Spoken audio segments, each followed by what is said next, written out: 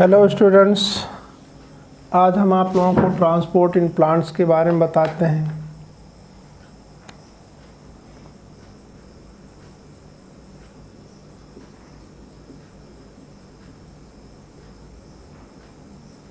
Plants में थोड़ा सा आप लोग स्टडी कर लीजिए कि जैसे आप लोग ये जानते हैं कि प्लांट में फोटोसिंथेसिस के लिए कार्बन डाइऑक्साइड ली जाती है।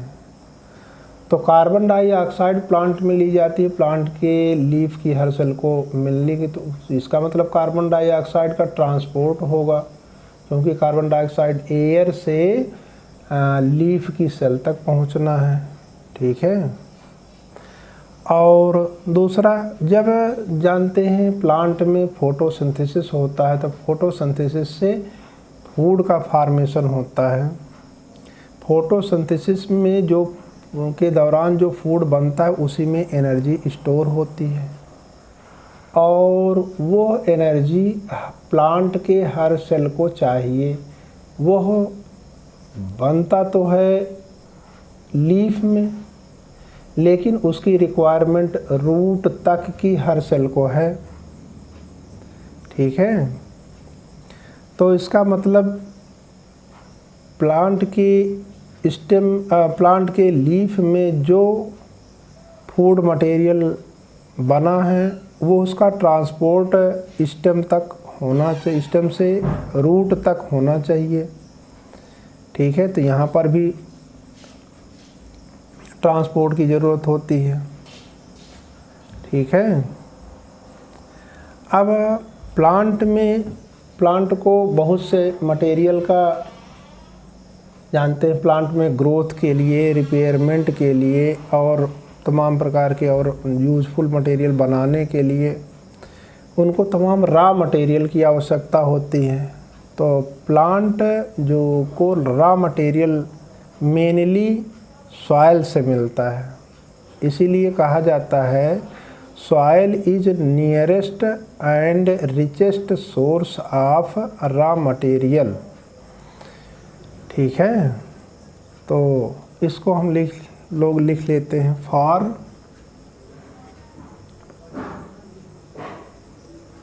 Plants soil is the nearest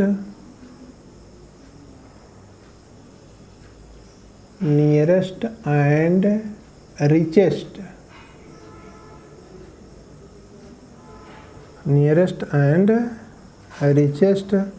source of raw materials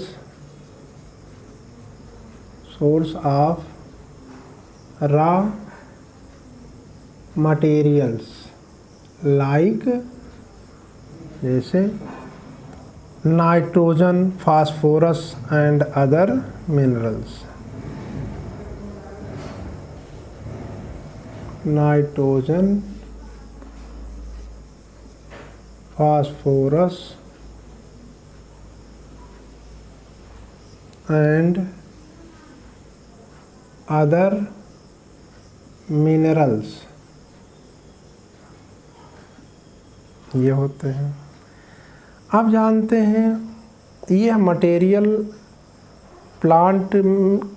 material soil में पाए जाते हैं, और सॉइल से ये मटेरियल रूट के द्वारा एब्ज़ॉर्ब होते हैं। ठीक है। और ये मटेरियल केवल रूट में एब्ज़ॉर्ब होंगे, लेकिन केवल रूट में यूटिलाइज नहीं होते। इनका यूटिलाइजेशन तो इनकी आवश्यकता लीफ तक होती है, यानी रूट से ये स्टेम तक जाएं, ब्रांच तक जाएं, लीफ तक जाएं, लीफ तक पहुंचना इनका ज़रूरी होता है। ठीक है। तो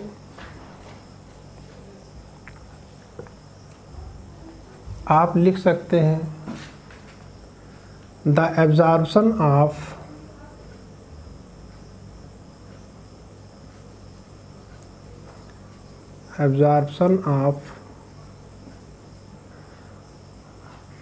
raw materials from the soil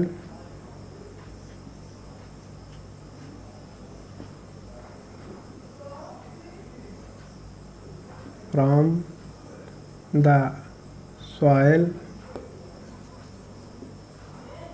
takes place by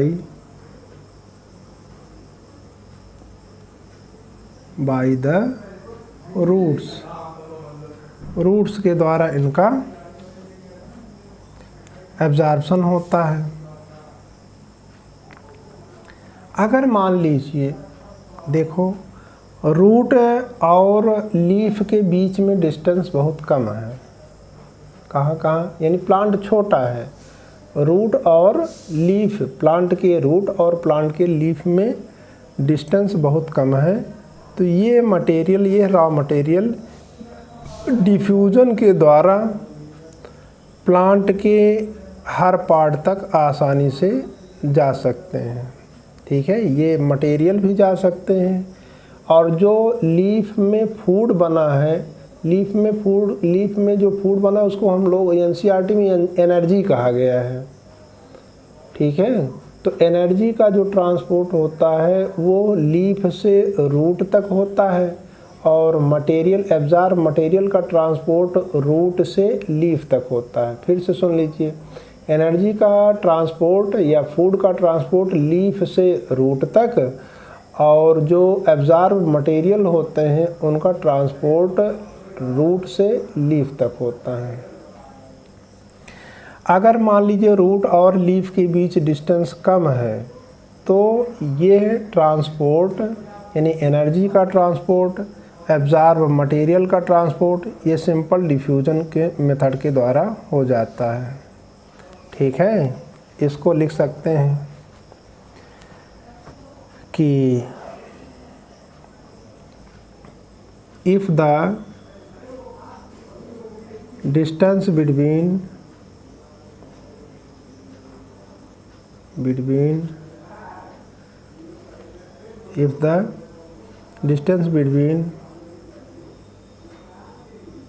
root, आपके यहाँ लिखा गया है सॉइल कॉन्टैक्टिंग आर्गन, तो सॉइल कॉन्टैक्टिंग आर्गन यही रूट होता है, soil contacting argon.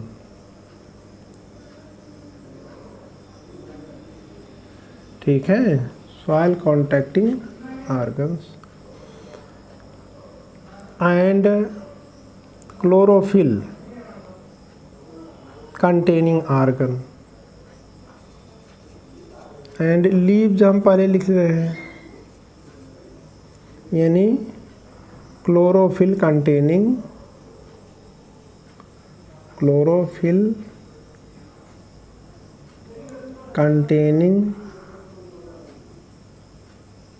Organs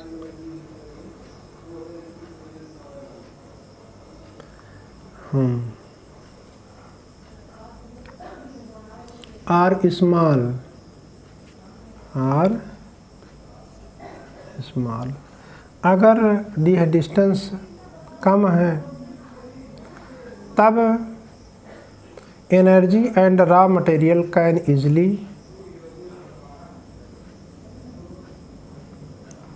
then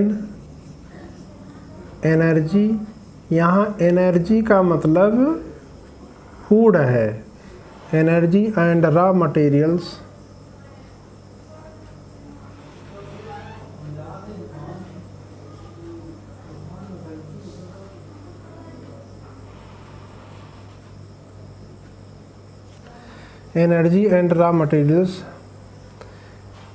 can easily diffuse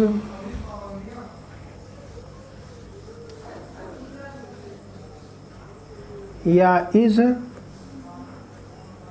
transported by diffusion, ये डिफ्यूजन के द्वारा जाते हैं।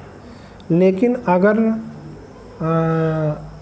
रूट और लीफ के बीच डिस्टेंस ज़्यादा है तब केवल डिफ्यूज़न के द्वारा मटेरियल का और एनर्जी का ट्रांसपोर्ट नहीं होता है, तब उसके लिए आप प्लांट को एक प्रॉपर सिस्टम ऑफ ट्रांसपोर्ट चाहिए। ठीक है। अब देखिए, हम लोग यह देखते हैं प्लांट मोशन नहीं करते हैं, ठीक है, और प्लांट की बॉडी में large number of dead cells होती हैं।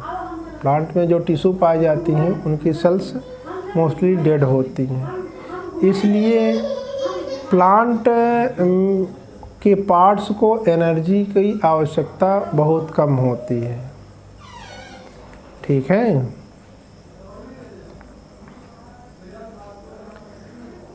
Plants do not move,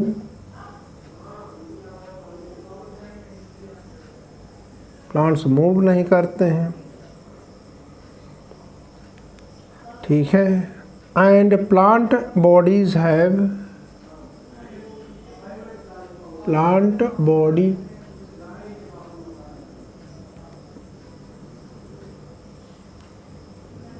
has large proportion of dead cells,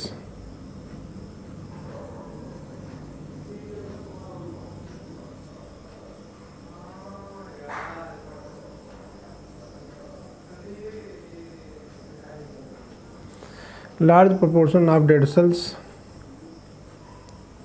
So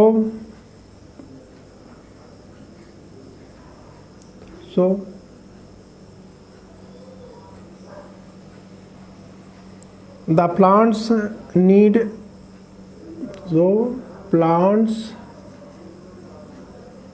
need low energy या need small amount of energy,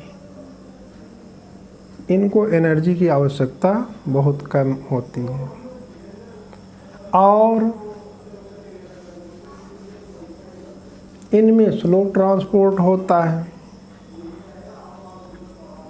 ठीक है। And plants can use slow transport system,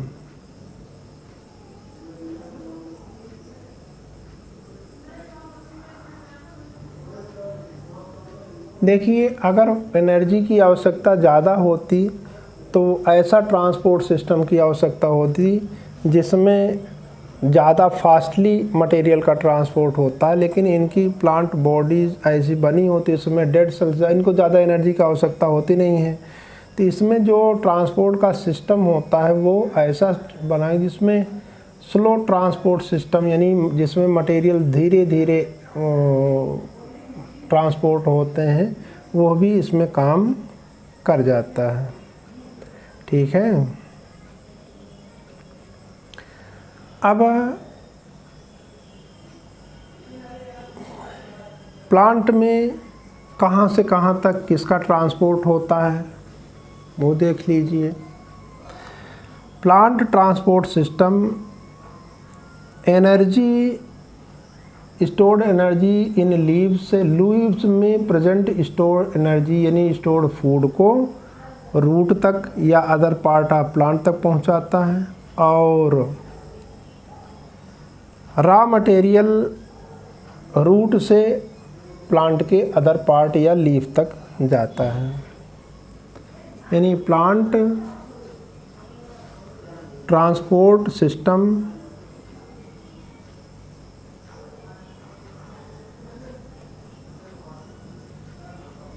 plant transport systems will move energy stores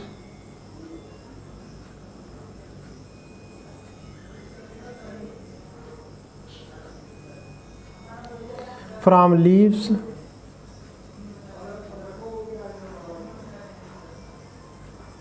and raw materials from roots.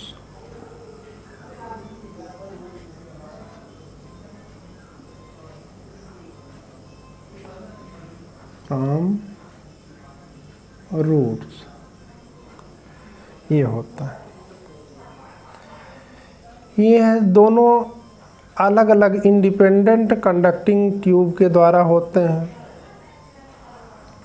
ठीक है, एक तो होता है xylem. आप देखिए xylem,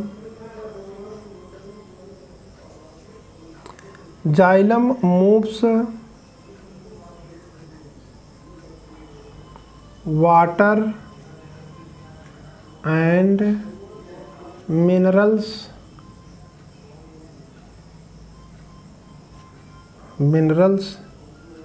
obtained from the soil.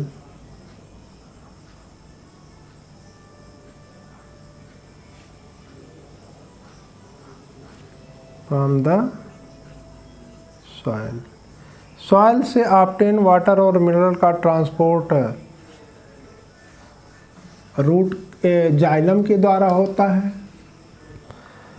और दूसरा phloem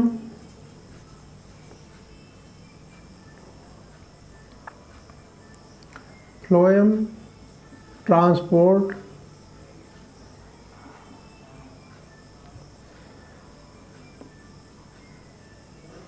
the product of photosynthesis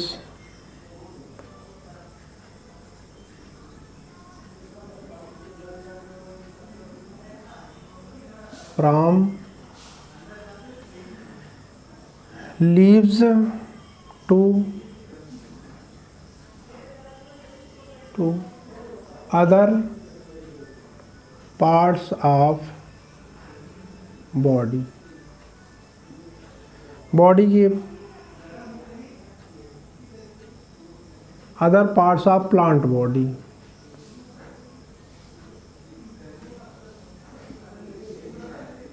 ये आप लिख सकते हैं। अब इसके बाद अब आप लोग पढ़ेंगे ट्रांसपोर्ट ऑफ वाटर। ठीक है, ट्रांसपोर्ट ऑफ वाटर को नेक्स्ट सेशन में हम आपको पढ़ाएंगे। आज के लिए बस इतना ही।